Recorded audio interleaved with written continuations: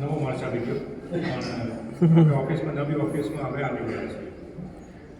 Everybody in sense ના ગુજરાતી સમજે છે ને, હિન્દી વાળા ગુજરાતી સમજે છે. તો આ નવા માર્ચ આપણે ઓફિસમાં આવવાનું આપણું ઘણા વખતથી એક ઈચ્છા હતી, એસ્પિરેશન હતું. અત્યારે પણ આપણે આવ્યા છીએ. આપણી ક્ષમતાની આઉટસાઇડ જઈ અને આપણે ઇન્વેસ્ટમેન્ટ કર્યું છે.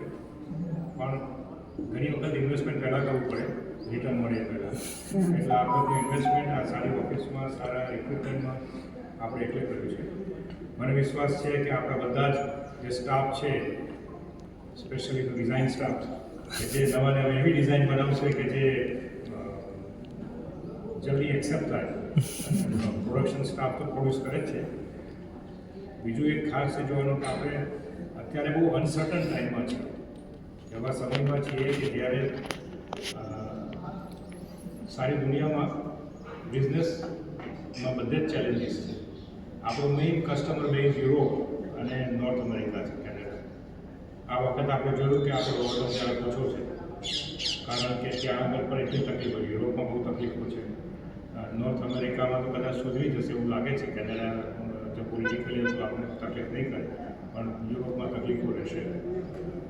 તો એને માટે આપણે પણ આપણું મેચ જરા ટાઈટ કરવું પડશે, જેથી આપણે આ ડિફિકલ્ટ ટાઈમ, આપણે જેમ કોવિડ ટાઈમમાંથી બહાર નીકળ્યા એવી રીતે આ ટાઈમમાંથી પણ આપણે બહાર નીકળવું પડશે. આ બહુ લાંબો નહીં ચાલે, કદાચ 1-2 વર્ષ ચાલશે, પણ આમાંથી પણ આપણે બહાર નીકળવું પડશે. અને એને માટે એક જ તરીકો છે, એક જ રસ્તો છે કે આપણે ચારે બાજુ મહેનત કરીએ. આપણે ધંધો એક્સપોર્ટ કર્યો છે, આપણે કન્સ્ટ્રક્શનમાં આપણે જઈએ છીએ. પહેલાં આપણે કન્સ્ટ્રક્શનમાં નહોતા આટલા વર્ષો, છેલ્લા 2-3 વર્ષમાં આપણે કન્સ્ટ્રક્શનમાં ગયા છે. આપણને કન્સ્ટ્રક્શનમાં અમુક જગ્યાએ સારો એવો રિસ્પોન્સ મળ્યો છે. એસ્પેશિયલી ડિફેન્સમાં જે આપણે ટ્રાય કરીએ છીએ ત્યાં આગળ, રેલવેઝમાં આપણે છે, પીડબ્લ્યુડી મધ્યપ્રદેશ અને મુંબઈમાં પણ આપણે ટ્રાય કરીએ છીએ.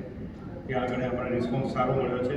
સરકારી કામમાં વગર દાડી અજામત કરવાની હોય, જેમ દાડી ખાને કહું છું, વગર દાડીએ પણ અજામત કરાવવાની હોય સરકારી કામમાં. એ આપણે બધે જ કરાવીએ છીએ. પણ આજે નહીં તો 4-5 વર્ષે, 2-3 વર્ષે એક ગ્રો થશે.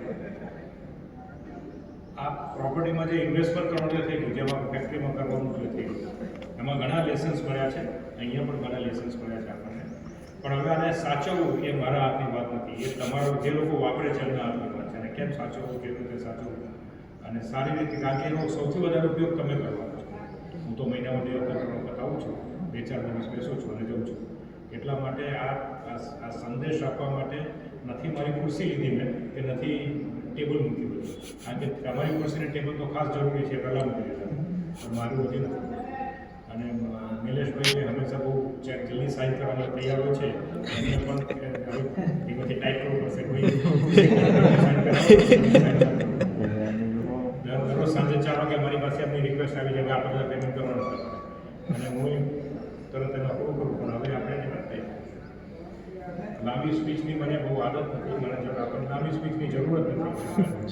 આપણે જે થોડું ઘણું એ રાખ્યું. અનફોર્ચ્યુનેટલી આપણા જે કોન્ટ્રાક્ટ લેબર્સ છે એમને આપણે આવી ના શકે, કારણ કે જગ્યા એટલી મોટી નથી.